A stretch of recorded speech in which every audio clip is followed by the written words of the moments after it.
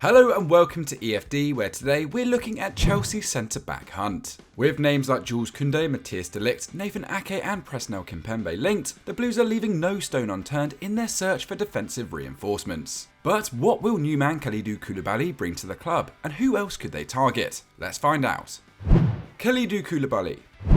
With fees and wages settled, this move is already done, and while we have reservations about the money side, the immediate effect should be positive. After all, Kulabali has over 200 Serie A appearances with Napoli, and at 31 is clearly a target designed to slot immediately into the side. With experience in a back 3, back 4 and on both sides of defence, giving Thomas Tuchel multiple ways of constructing his defensive line. Named to the Serie A team of the season 4 times in 8 years, Kulabali has been a Napoli mainstay under 5 different coaches, including Maurizio Sarri and Carlo Ancelotti, and helping him slot into the Chelsea XI will be his relationship with keeper Edouard Mendy, who plays alongside him for Senegal. In a side designed to press out from the back, that will be key, and Kulabali himself is renowned for skill with the ball at his feet, playing nearly a third of his passes with his left despite being naturally right-sided. Last year was actually his worst for distribution, with only 3.8 balls into the final third each game and 3 progressive passes a match, but even those numbers are solid, among the top quarter of all centre-backs in Europe's top 5 leagues, and they've previously been much higher, indicating that Kulabali is simply playing a different role. In fact, under Sarri, he used to hit 11 long balls a game at an 80% clip, and maxed out at 6 final third entries per 90, matching Thiago Silva and Tony Ruediger last year, and even placing alongside quality passing midfielders like Xhaka, Neves, Tielemans and Henderson.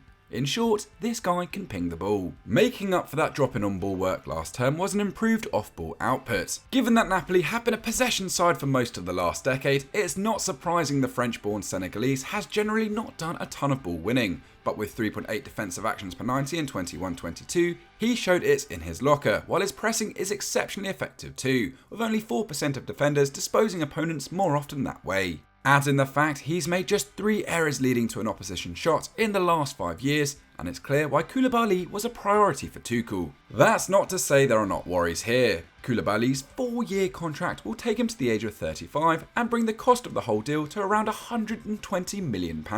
And the defender could decline at any time. Again, role change may play a part, but the 6'4" centre-half was much less mobile last year than ever before, dropping from 6 progressive carries per game to just 2, while his aerial win rate is now only 59%. Not catastrophic, but a concern in a more physical league, and let's not forget Thiago Silva is 37. Kulabali has also missed a minimum of 10 league games in each of the last 3 seasons, so Tuchel can expect to be playing Trevor Chalobah or Malang Sarr for a third of the campaign. It's not what you want from such a big investment. Still, we can't deny the player's quality, and with under a month until the season starts, the Blues need bodies. Kulabali is a great start.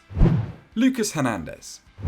In addition to Koulibaly and Nathan Ake, Chelsea have been linked with Juventus defender Matthias de Ligt, as have Bayern Munich. But even if the Londoners end up losing out to Bayern for the 22-year-old, they could still see the situation turn to their advantage. Rumours suggest the German giants are willing to turn over a large portion of their squad this summer, with Marc Roca and Florentin Tolisso gone, and Robert Lewandowski, Marcel Sabitzer and Serge Gnabry potentially following suit. And if Julian Nagelsmann could be tempted into parting with Lucas Hernandez, Chelsea might find the Frenchman a better fit for their needs than de Ligt. While the Dutchman is an out-and-out centre-half, Hernandez can feature there and as a left-back or even a wing-back, and though he seems to have been in Bavaria forever, he's still only 26. To ease a deal, he's also got 2 years left on his contract, making this the best time to sell, and the arrival of Noussair Mazraoui could help too, freeing Benjamin Pavard to move into the middle, while youngster Tanguy Nianzou is approaching first-team readiness. But we know what you're saying, Hernandez is always injured. Well, he may have turned a corner on that front. Last season, he made 25 starts in 34 Bundesliga fixtures and got over 2,000 league minutes for the first time since 2017-18 at Atletico Madrid, and he did it while putting in a shockingly good impression of David Alaba. With nearly 8 passes into the final third each game and 7 progressive passes, he made the top 1% of defenders in both categories, while he also outranks 98% of players in his position for carrying the ball forward, with 8 runs which take his team at least 15 yards upfield per game. A perfect fit for the Rudiger role in a Tuchel back 3.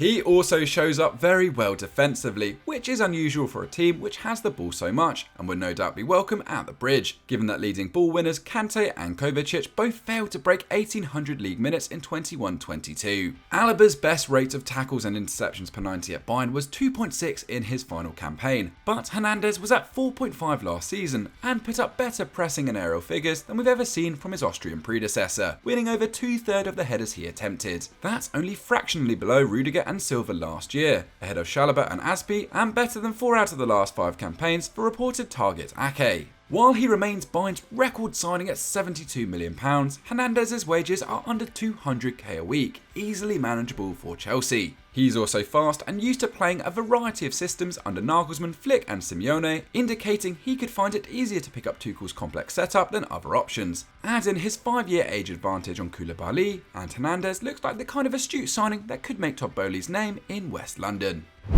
Evan Ndika.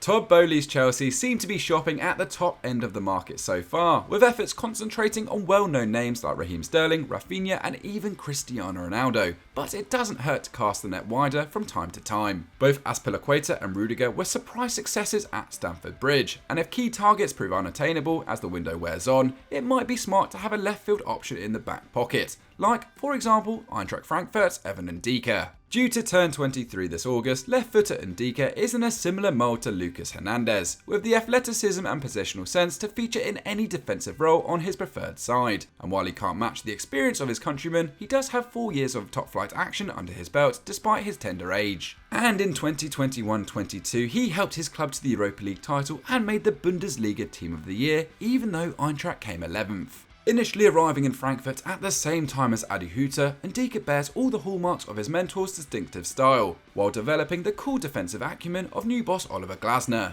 Extremely proactive, Ndika puts up 4 tackles and interceptions per 90, but he's certainly no headless destroyer, adding team-high shot blocking numbers and a monstrous 61% tackle success rate against dribblers last term. This puts him in the top 15% of centre-halves in Europe's top 5 leagues, and would have ranked 13th in the Premier League in 21-22, and with a 6'4" frame, he also has a better aerial win rate than Kulabali, with 63% success to the Senegalese's 59%. So clearly there's a very competent defender here, but how would Ndika fit into a team which is required to keep the ball? After all, Chelsea maintained an 86% pass accuracy last year, 6th in Europe's top 5 leagues, while Frankfurt were much more direct and therefore more wasteful, with a 75% pass success rate, ranking 74th out of 98 European sides. And as predicted, Ndika doesn't pop in the distribution stats, with only about 2 final third entries a game last year and the same number of progressive passes, putting him in the bottom quarter and third of players in his position respectively.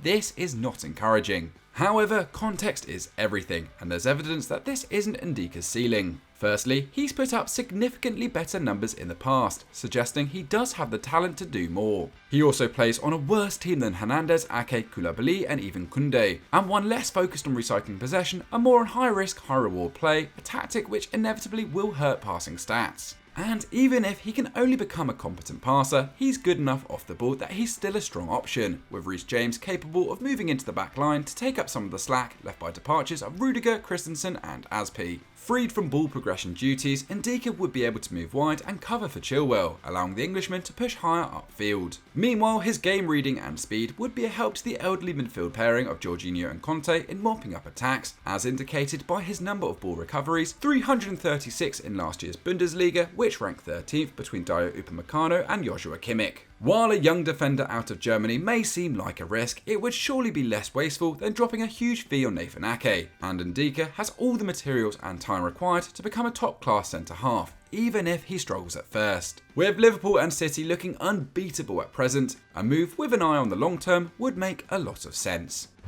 So that was our scout report on Kalidou Koulibaly and other options we think Chelsea should go for in defence. What do you make of our selections? Let us know in the comments down below. If you enjoyed this video, smash the like button and subscribe to Eurofootball Daily if you haven't already. You don't want to miss out. See you next time.